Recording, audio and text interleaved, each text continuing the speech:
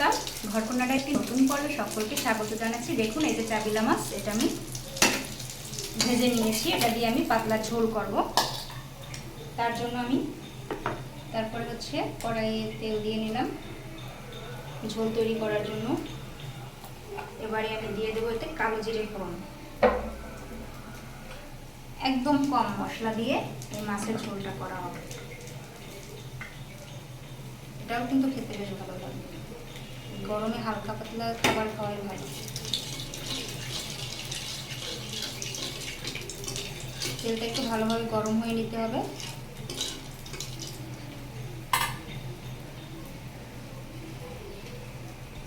দেখুন তেল গরম হয়ে গেছে, আমি কালো জিরা ফোড়ন দিয়ে নিলাম।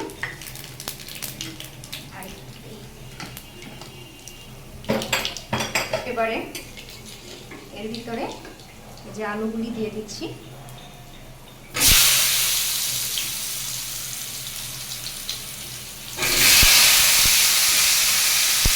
আলুটা দিয়ে একটু ভালো করে ভেজে নেব।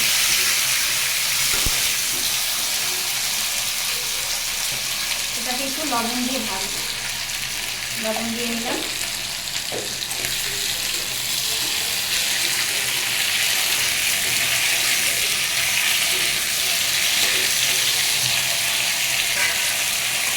এবার একটু ঢাকা দিয়ে দিচ্ছি, এটা ভাজি হতে থাকুক।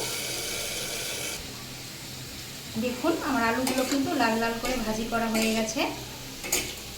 আর এইদিকে আমি নিয়েছি হলুদ, জলে গুলিয়ে নিয়েছি, আর দুটো লঙ্কা নিয়েছি।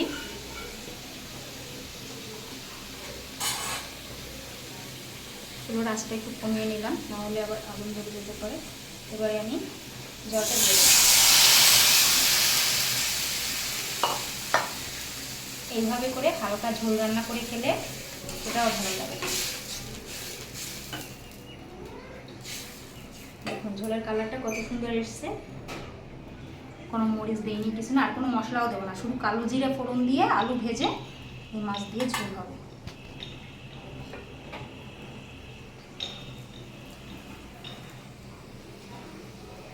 আর দেখুন আমার জলের পাত্রটা, এখান থেকে এভাবে করে আমি জল নিয়ে তারপর ঝোলে দিই আর একটু ঝোল দিই।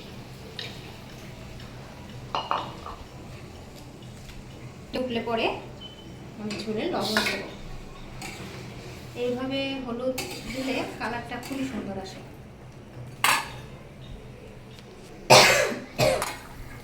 দেখুন ঝোলটা কত সুন্দর ফুটতেছে। এভাবে ঝোল ফোটা দেখতেও কিন্তু খুব ভালো লাগে। রান্না করতে গেলে এরকম যদি ফোটে তরকারি বা ভাত ফোটা, তরকারি ফোটা, দেখতে খুবই ভালো লাগে।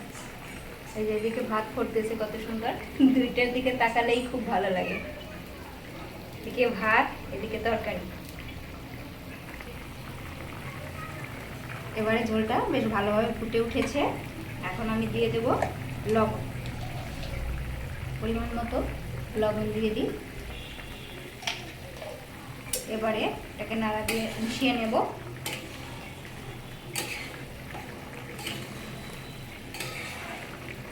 আর দেব এই যে মাছগুলি দিয়ে দেব।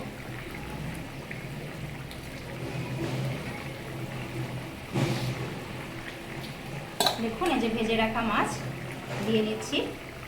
ইলিশ মাছের ঝোলও কিন্তু এইভাবেই খেতে খাওয়ার নিয়ম উচিত, তাহলে কোনো ক্ষতি হয় না। একদিন আমি দেখেছিলাম একটা রান্না করে বলেছিল।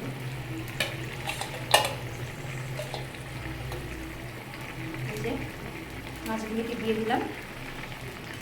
এভাবে এটা ফুটতে থাকুক। দেখুন কত সুন্দর লাগতেছে ওটা।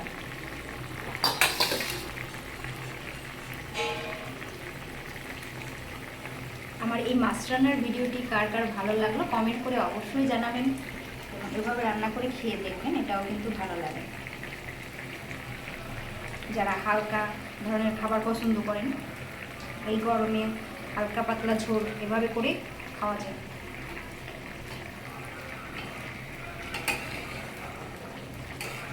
দেখুন আলুগুলো কিন্তু সিদ্ধ হয়ে গেছে, আর একটু ফুটলে পরে আমি নামিয়ে নেব।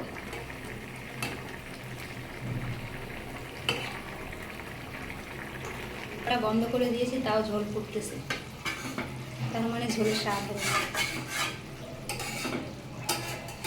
এবারে আমি এটাকে নামিয়ে নেব।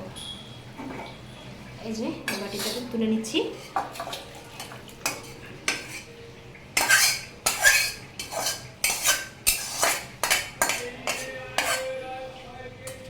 দেখুন আলু দিয়ে কালো জিরা ফোড়ন দিয়ে চাপিলা মাছের ঝোল তৈরি হয়ে গেল।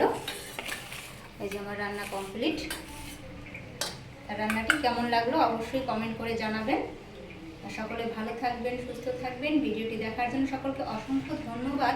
আর আমার চ্যানেলটি, আমার রান্না ভালো লাগলে অবশ্যই চ্যানেলটি লাইক সাবস্ক্রাইব করে দিবেন। আর যারা যারা ভালো কমেন্ট করেন তাদের জন্য রইল শুভকামনা। সকলেই ভালো থাকবেন, তাদেরকে অসংখ্য ধন্যবাদ। আজকে এই পর্যন্তই, নমস্কার।